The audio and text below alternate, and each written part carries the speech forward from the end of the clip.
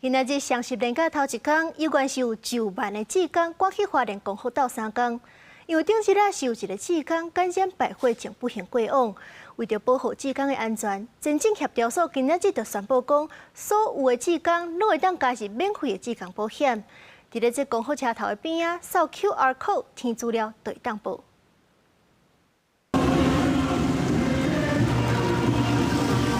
大声放送原住民改编版的国歌，由花莲公园乡志工甲部落族人所组成的车队，一路对公园国小出发，西过车站甲糖厂，除了加油以外，嘛要互灾区也是感受到节庆的气氛。 真的，我们救灾下来10几天，大家都累了，然后也很需要振奋士气。国庆日也是他们重生的开始。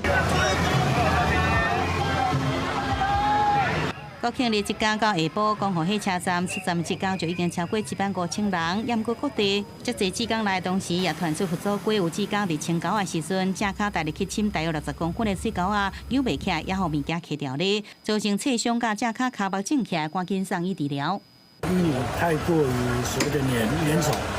爬不上来，但是有很多人帮忙，然后呢，差不多5到10分钟就很安全的把脚拔出来。这个泥泞就是你要事情就是你要稍微活动一下，这边铲完之后就换另外一边，那应该是很认真，所以他忘记换脚。